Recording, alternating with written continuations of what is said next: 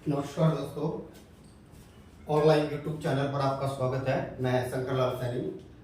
दोस्तों, आज हम लोग एक छोटा सा टॉपिक है विप्रजोय चक्रवात, जो कि सभी प्रतियोगी जो परीक्षाएं हैं उन सभी प्रतियोगी परीक्षाओं में जो करंट जीके है उस करंट जीके के माध्यम से पूछ सकता है कि ये विप्रजोय क्या है और इस विप्रजोय चक्रवात का जो संबंध है वो कौन से सागरीय क्षेत्र से है। जैसे हम लोग बात करें बंगाल की खाड़ी, अरब सागर, तो कौन से क्षेत्र से इसका संबंध माना जाता है। तो दोस्तों, हम मैपिंग के माध्यम से इसको समझेंगे। तो मान लीजिएगा हम सबसे पहले ये वाला पार्ट बनाते हैं। आपका ये हो गया आपका अफ्रीका महाद्वीप, और अफ्रीका महाद्वीप के इधर वाले पार्ट की अगर हम लोग बात करते हैं तो ये जिब्राल्टर चैनल, और यहाँ पर बना देते हैं हम भूमध्य सागर। ये कौन सा कॉन्टिनेंट हो जाएगा? अफ्रीका।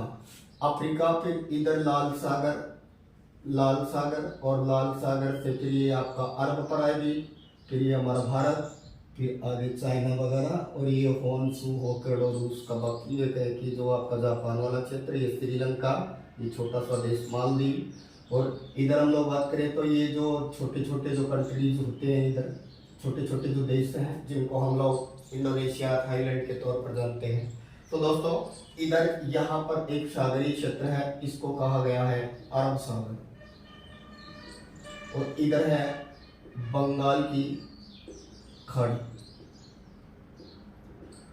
तो वर्तमान में ये जो विपर्जोय जो चक्रवात आ रहा है ये अरब सागर से इसका संबंध है, इसलिए स्वाभाविक रूप से अरब सागर से संबंध होने के कारण इसका भारत के पश्चिमी तट से सीधा संबंध बनता है। अर्थात इसका जो सर्वाधिक जो हानि या नुकसान होगी वो भारत का पश्चिमी तट होगा, वही तो गुजरात, राजस्थान के आसपास वाला क्षेत्र। और बात करें तो अगर दूसरे कंट्री की बात करें तो ये पाकिस्तान का कराची वगैरह के अंतर्गत ये नुकसान कर रहा है। तो दोस्तों, सबसे पहले समझते हैं चक्रवात क्या होता है।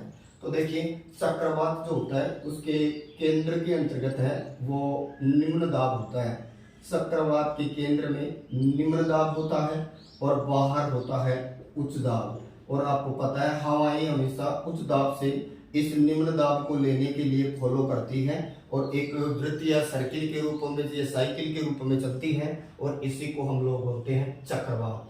लेकिन अगर अंदर उच्च दाब हो और बाहर अगर निम्न दाब हो तो हवाएं अंदर से बाहर की ओर चलती हैं। ऐसी कंडीशन में फिर उसको हम प्रति चक्रवात के तौर पर जानते हैं। तो चक्रवात के केंद्र में निम्न दाब होता है, जबकि प्रति चक्रवात के केंद्र में उच्च दाब होता है।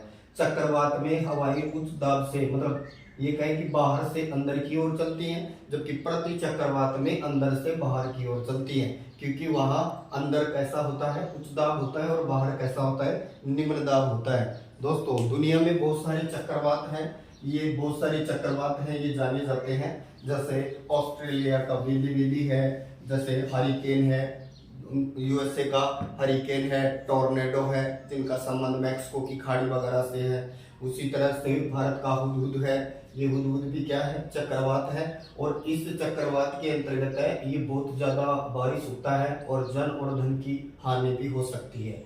अब बात करते हैं विप्रजोय शब्द जो है इसका अर्थ क्या होता है। तो विप्रजोय शब्द का अर्थ होता है प्राकृतिक आपदा।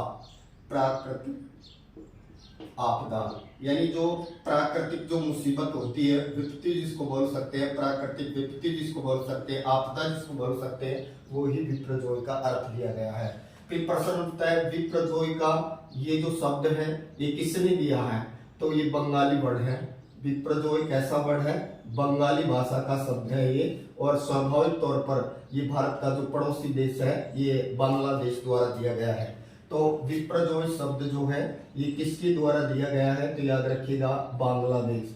दोस्तों, ये कहें कि अरब सागर और बंगाल की खाड़ी, यहाँ सर्वाधिक तो तूफान आते हैं बंगाल की खाड़ी में, यहाँ ज्यादा आते हैं, और यहाँ पर अरब सागर में कम आते हैं। क्यों? क्योंकि ये उष्ण कटिबंध में ज्यादा गर्म होता है बंगाल की खाड़ी का क्षेत्र, जबकि अरब सागरीय क्षेत्र कम गर्म होता है। इसी कारण से बंगाल की खाड़ी के अंतर्गत है चक्रवात ज्यादा आते हैं, जबकि अरब सागर के अंतर्गत है चक्रवात कम आते हैं। यहाँ पर अगर हम लोग बात करें तो कुछ कंट्रीज हैं, 13 देश, 13 देश हैं जिनको यहाँ के चक्रवात को, या ये कहें कि जो चक्रवात उठा है उसके नामकरण करने का सलाह दिया जाता है। जैसे अब जो चक्रवात आया है इसका नामकरण किसने किया? बंगाली भाषा का वर्ड दिया बांग्लादेश ने। अर्थ क्या होता है? प्राकृतिक आपदा। तो आगे जो चक्रवात आएगा उसको भारत नाम देगा, और याद रखना क्या नाम दिया जाएगा? तेज।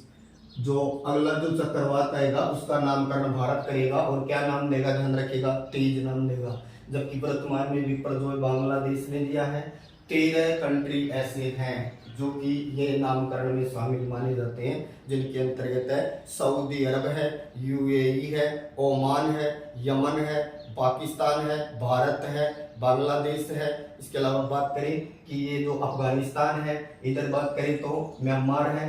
तो इस तरह से ये 13 देश हैं। इन 13 देशों को ये अधिकार है कि वो इसका नामकरण करें, लेकिन नामकरण में नाम ऐसा रखा जाए जिससे किसी व्यक्ति विशेष को, समाज विशेष को, संप्रदाय विशेष को, संस्कृति विशेष को है वो ये कहें कि मानहानि ना हो या नुकसान ना हो या वो उसे नाराजगी ना हो। तो ये कह सकते हैं कि विपर्जय तूफान जो है, जो कहर मचा रहा है, ये वर्तमान की अगर बात करें तो भारत के अंतर्गत है। भारत में इससे सर्वाधिक प्रभावित क्षेत्र है गुजरात, और गुजरात के अलावा इससे प्रभावित होगा राजस्थान। और इधर बात करें तो पाकिस्तान का कराची वगैरह भी इससे बहुत ज्यादा प्रभावित है। इससे घनघोर बारिश हो रही है और इसमें मानसून भी डिले हो सकता है, क्योंकि भारत में मानसून का प्रवेश 1 जून या जून का प्रथम सप्ताह माना जाता है। मानसून का प्रवेश केरल राज्य के मालाबार तट से है। लेकिन ये जो वर्तमान में अरब सागरीय जो चक्रवात चल रहा है, इस चक्रवात के कारण मानसून क्या हो सकता है? लेट हो सकता है की बात। तो ध्यान रखिएगा, विपर्जय एक चक्रवात है। विपर्जय नाम बंगाली भाषा का है। विपर्जय का प्राकृतिक आपदा होता है। विपर्जय नाम बांग्लादेश द्वारा दिया गया है। 13 देश ऐसे हैं जो नामकरण में शामिल होते हैं, और ये कहें कि अगला जो चक्रवात आएगा उसका नामकरण कौन करेगा? तो हमारा भारत करेगा। दोस्तों, चैनल को लाइक करें, सब्सक्राइब करें।